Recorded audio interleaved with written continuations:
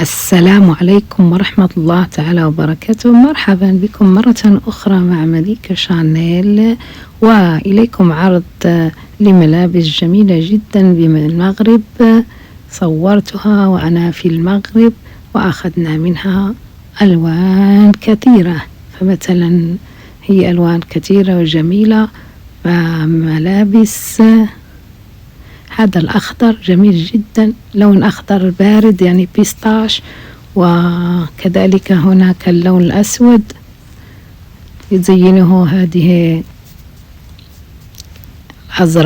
الزرائر وهذا البيج بلون كاسي اللي هو اللون البيج جميل جدا، يعطي منظر جميل لما يلبسوه، يعطي منظر جميل جدا. لونه هادئ وبارد، وكذلك هذا اللون الصاخب كما تشوفوا كما شفتوا اللون الصاخب الجميل، واللون البيج واللون الأخضر بيستاش. كل هذه الألوان جميلة جدا، وقد أخذنا منها ألوان متنوعة. ليس هذا القصير وإنما تحت الركبة، فهو جميل جدا. ملابس هذه السنة كانت روعة في المغرب.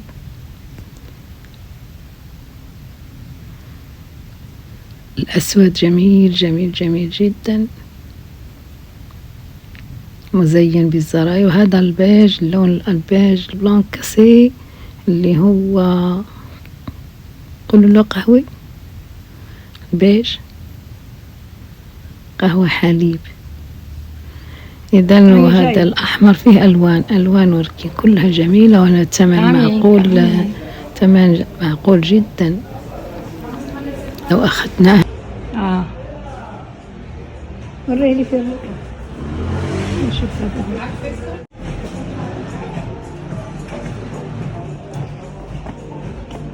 أنا جاية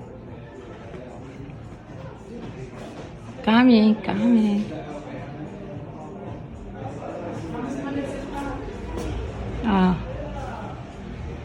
وريني في الركب، نشوف هذا. لا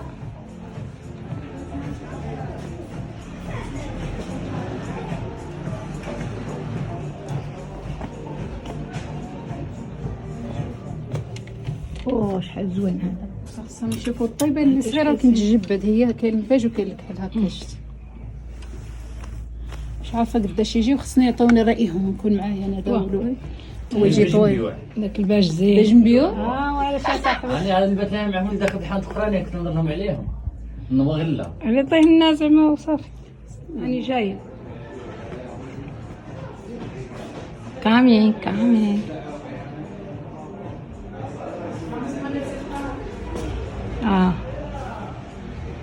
وريني في الركب، نشوف هذا. لا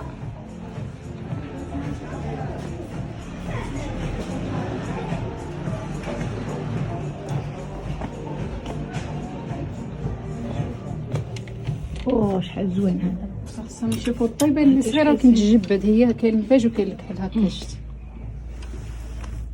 مش عارفه قداش يجي، وخصني يعطوني رايهم نكون معايا انا داولو. هو يجي طويل داك الباج زين باش نبيو. وعلاش صاحبي انا عاد نبات لها معهم داك الحانوت اخرين كنت نضرهم عليهم نوغلا على طيه الناس زعما وصافي. لا خليها عادي.